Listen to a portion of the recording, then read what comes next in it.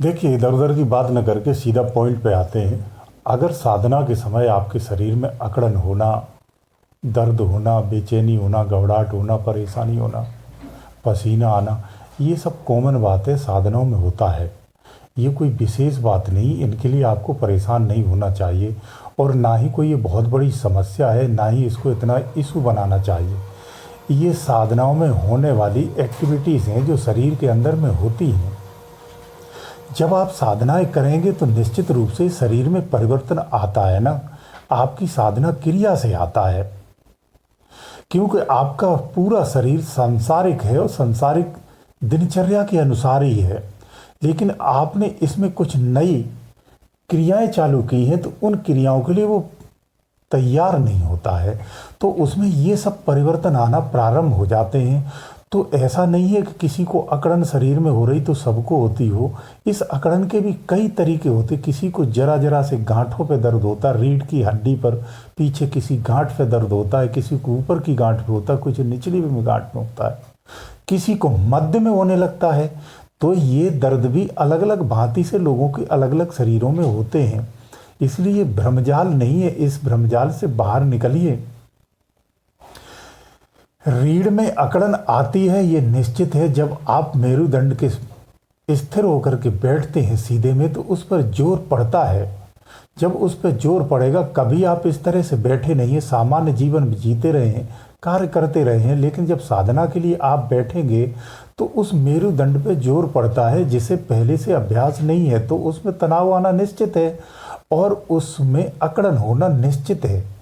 ये सामूहिक बात है। साधना तो छोड़ दीजिए, आप ऐसे ही किसी जगह पर बैठ जाइए, बिना वजन के ही कहीं भी सामान्य कार्य करते हुए आप बैठे हैं। अगर ये निश्चित जगह पर बैठे रहेंगे लंबे समय तक, तो अकड़न पैदा हो जाती। तो ये वही चीज़ है। लंबे समय से जब आप वहाँ बैठते हैं तो शरीर को आदत नहीं होती, लंबे समय तक अचानक आज आप बैठ गए तो अकड़न होगी। ऐसे ही इस भजन में भी होता है। जब आप आसन पर बैठते तो इस शरीर को धीरे धीरे धीरे धीरे अंदर होने की आदत पड़ती, अभी वो आदत में नहीं है, इसीलिए पीड़ा होती है। दूसरा, जब श्वासों का अध्ययन करते हैं या श्वासों का अभ्यास करते हैं या ध्यान को हम ऊपर की तरफ उठाते हैं, उस अवस्था में हमें पसीना बहुत आता है, गर्मी बहुत होती और बेचैनी होती है। उसका कारण है ऊर्जा ही तो है अंदर में। जो अंदर में ऊर्जा है, उस ऊर्जा को आप और तेज करते हैं, उसे उठाते हैं, तो उसका प्रभाव बढ़ता है ना। तो जब उसका प्रभाव शरीर को प्रभावित करता है तो उससे गर्मी पैदा होती शरीर के अंदर में। क्योंकि शरीर में गर्मी का मुख्य कारण श्वास भी होती है। जब इस सांस का भी अभ्यास करते तो भी गर्मी बढ़ती है। तो उस ऊर्जा से जो हमें कंपन मिलता है, जो ऊर्जा से हमें गर्मी मिलती है, उसी कारण से हमें पसीना आता है और उसी कारण से ही हमारी जो शरीर की नस नाड़ियां हैं वो सब एक्टिव होती हैं और तेजी से गति करने लगती हैं। मरे हुए मसल्स भी जीवित हो जाते हैं, जैसे अनुलोम विलोम से होते हैं। जब सारी नस नाड़ियां एक्टिव होती हैं तो उसमें पीड़न होना, दर्द होना, फिर बाद में हल्कापन हो जाना, ये इसी के कारण होते हैं। इसलिए हमें शरीर भी कभी हल्का दिखता है। जैसे हम योग भी करते हैं, अनुलोम विलोम जब करते हैं या कपालभाति करते हैं, उसके जब अंत में जब देखते हैं निवृत्त होने के बाद कि पूरा शरीर हमारा हल्का हो जाता, उसका कारण भी यही होता है। इसलिए ये कोई भ्रम नहीं है, इसको साधना से मत जोड़िए। और साधना में कोई ऐसी चीज़ नहीं होती है।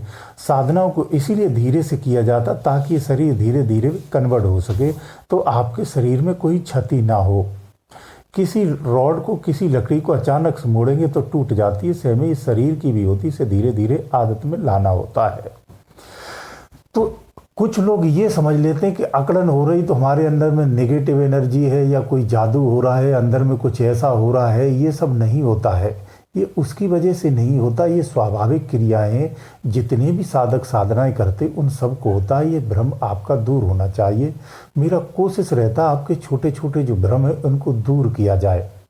आप छोटे छोटे भ्रमों में फंसे रहते हैं और कभी भी आप वास्तविकता को नहीं जान पाते और उससे दूर रह जाते हैं।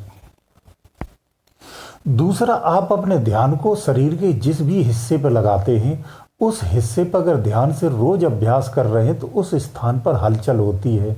जलन होना या गुदगुदी होना या कोई विशेष रेंगन जैसी एक्टिविटी होना या कीड़े काटने की एक्टिविटी होना या उसमें फुदफुदी सी जैसे होना, एक हरकत होने लगती है उस जगह पे, ये स्वाभाविक बात है, आपके ध्यान के कारण ही होता है। ये कोई जादू नहीं है, कोई चमत्कार नहीं है, इसके लिए आपको भी भ्रमित नहीं होना चाहिए। ये सब सहज और स्वाभाविक चीज़ें हैं जो हमारी दिनचर्या में आती हैं और सबके साथ आती हैं। हो सकता है उसका तरीका अलग हो सकता है, भिन्नता हो सकती है, लेकिन एक्टिविटी सबकी एक जैसी ही होती है। बहुत ही सूक्ष्म चीजें हैं ये। ऐसे ही जो कुंडलिनी की साधना करते हैं वो मूलाधार पे अगर ध्यान लगाते हैं तो मूलाधार पे एक्टिविटी होती है। वो स्वादिष्ठान पे लगाएंगे तो वहाँ ऐसी हरकत होगी। अगर वो अनहद पे लगाते हैं तो अनहद पे एक्टिविटी होगी और अनहद की जो संपत्ति है, जहाँ वहाँ की जो खजाना है, वो आपको मिलने लगता है। यही तो है सब में। इसको आप जादू समझते हैं, आपको प्रभाव दिखता है, आप विचलित होने लगते हैं। आज्ञा चक्र पाएंगे तो आज्ञा चक्र के आपको प्रभाव दिखेंगे, आज्ञा चक्र की तस्वीरें और देवताओं के दर्शन आपको होंगे। अगर आप नाभि चक्र पे लगाते हैं तो नाभि चक्र पे जिन देवताओं की स्थिति या निवास है, वो जब चक्र जागृत होता तो उनके दर्शन होते हैं और वहाँ की जितनी भी संपदा है उसके आपको दर्शन होते हैं, उसका आभास होता है। ये सब आपके ध्यान से ही होता है। तो ये सब कोई जादू नहीं है, ये कोई आपने ब्रह्मांड नहीं देख लिया, ये कोई बहुत बड़े चमत्कार नहीं है जिसको आप चमत्कार से जोड़ लेते। ये साधना के सहज मिलने वाली संपत्तियां हैं जो सरलता से हमें स्वीकार करना चाहिए और इस पर कोई भी घमंड नहीं करना चाहिए। एकदम नॉर्मल रहना चाहिए कि हमें मिल गया तो ठीक, नहीं मिला तो ठीक। ऐसी अवस्था जो हम बाहर में रखते हैं, ऐसी आंतरिक अवस्था भी होना चाहिए। तभी आप साधना में लगातार सफ़र आप कर पाएंगे और आपका सफ़र नित्य चलता रहेगा। नहीं तो जहाँ जो चीज़ मिलती उसी में अगर उलझ जाते, वहाँ अगर अपना दिमाग लगा दिया तो आगे की यात्रा रुक जाती है। दूसरा, अध्यात्म में एक खास बात और बता दूं जो अकड़न और खिंचाव का एक कारण भी होता है। जो हमारी चेतन ऊर्जा होती है, ये ऊपर को इसका खिंचाव होने लगता है जब ये जागृत होती है और ऊपर को चलती है। ये चेतना समस्त नस नाड़ियों में फैली हुई है। तो जो हमारा सूक्ष्म शरीर है वो समस्त नाड़ियों में भली भांत से विस्तारित है। उसमें जब हलचल होती है तो वो चेतना ऊपर को उठती है, तो इस स्थूल शरीर में खिंचाव होने लगता है क्योंकि सूक्ष्म भिन्न है और स्थूल उससे भी भिन्न है। जब चेतना जागृत होती है तो स्थूल और सूक्ष्म की जो दोनों से एक बहुत ही घनिष्ठता से चिपके हुए हैं, एक हैं, ये चिपकन इनकी है, ये दोनों एक दूसरे से भिन्न होने लगते हैं। ये क्रिया अंदर में होती है। सूक्ष्म शरीर स्थूल शरीर से हटने लगता है, उसका जो चिपका हुआ भाग है वो भाग उससे हटने लगता है, दूर होने लगता है। जैसे बर्फ पिघलती है ना सेने सेने, ऐसे ही सूक्ष्म शरीर स्थूल शरीर से अलग होने लगता है। इसी स्थिति में हमारे चित्त को या हमको ये आभास होता है कि सूक्ष्म शरीर हमारा अलग है और स्थूल शरीर अलग है।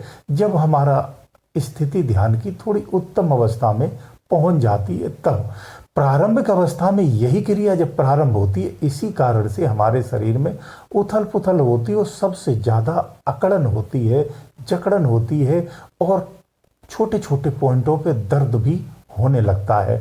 आलस अधिक हो जाता है, सुस्ती बहुत आ जाती है, फिर कोई कार्य करने का भी मन नहीं करता है। ये ऐसी स्थितियां आती हैं, टूटन बहुत होती है शरीर में। वो इसी से होती है, अंदर में जो सूक्ष्म शरीर है वो उससे हटने लगता है, तनाव आने लगता है, यही कारण से। तो ये बहुत ही सामान्य क्रियाएं हैं जो अंदर में होने लगती हैं, हमें इनका ज्ञान नहीं होता है, इसलिए हम भ्रमित हो जाते हैं। मैंने आंतरिक जो क्रिया होती है, मैं सदृश जो चीज़ को देखा हूँ वो आपको बता रहा हूँ। ये क्रिया ऐसे ही होती है अंतर में। ये सूक्ष्म शरीर उससे हटने लगता है प्रथम दिन से ही। जब प्रथम दिन अधिक पीड़ा होती है, धीरे धीरे धीरे कम होती चली जाती है और एक ये समय आता स्थूल और सूक्ष्म का भेद भी आपको स्पष्ट होने लगता है। तब ये आपका शरीर एकदम हल्का हो जाता है और एकदम शून्यवत भी ध्यान में होने लगता है। ये अवस्था तभी आती है। यही साधना अभ्यास से आपकी साधना की तरक्की भी होती है। जब जड़ और चेतन का जो भाव कहते हैं, यानी सूक्ष्म और जड़ का जब बिखराव होने लगता है, अलगाव होने लगता है, तो जड़ता और चेतन दोनों का आभास भी होने लगता है। किसको? जीव को। ये अवस्था आने लगती है तो शारीरिक पीड़ा होना एक स्वाभाविक है, ये होती है। एनर्जी इधर से उधर दौड़ती भी है। इसीलिए जो आंतर में जो शरीर और सूक्ष्म शरीर दोनों की जो एकता है, उसके तोड़ने के लिए हमें जप जप के बाद फिर ध्यान की अवस्था में उतरना होता है। यही सबसे उत्तम विधि होती है। तो मैं समझता हूँ आपको समझ में आ गया होगा कि शरीर में पीड़ाएं क्यों होती हैं। उसका कारण यही होता है, ये ऊर्जा का खिंचाव ही होता है। सूक्ष्म शरीर का स्थूल शरीर से अलग होना मुख्य कारण होता है। ये सामान्य लोग नहीं जानते हैं। ये आंतरिक अनुभव की बात है जो मैंने स्वयं में महसूस किया है, सदृश से देखा भी है। यही मूल कारण होता है शरीर में खिंचाव होने का, क्योंकि जो शक्ति इस शरीर को जीवित रखे हुए, वो शक्ति इससे भिन्न होने का, निज स्वरूप में आने का प्रयास करती है। इसीलिए सूक्ष्म शरीर में, इस स्थूल शरीर में ये हरकतें और प्रॉब्लम होना प्रारंभ हो जाती है। यही इसका मूल कारण है। तो मैं समझता हूँ आज आपके समस्त डाउट दूर हो गए होंगे। अब इसमें आपका सर दर्द भी आ जाता है, कमर का दर्द भी आता है, घुटनों के भी दर्द आ जाते, पैरों का भी दर्द आ जाता है। जो सुन्नपन आता है उसका कारण भी यही होता है। शरीर सुन्न होता है ना जब आप भजन करते हैं, तो उसका यही कारण होता है। ये गुप्त रूप से अंदर की क्रियाएं हैं जिसे सामान्य व्यक्ति नहीं समझ सकता है। बड़े बड़े विद्वान इसको नहीं जानते, वो कहीं से जान के बताते हैं। ये फिजिकली ज्ञान, मैं फिजिकली बता रहा हूँ। जब आप अंदर में उतर जाते, एक अवस्था में आ जाते, तो स्पष्ट दिखता है। आप दूसरों का भी देखते, इसका शरीर कितना उसकी काया से दूर हो चुका है। तो सूक्ष्म शरीर स्थूल शरीर से भिन्नता प्राप्त करने लगता है। इसी को अज्ञानता से ज्ञान में जाने की अवस्था कहते हैं। यही क्रिया तो अंदर में होती है। ये रहस्य की बातें हैं। तो इसलिए आपको घबराना या बेचैन नहीं होना चाहिए, ना ही भ्रमित होना चाहिए। इस तरह से इसे समझना चाहिए और सहज में ही रहना चाहिए, शांत रहना चाहिए।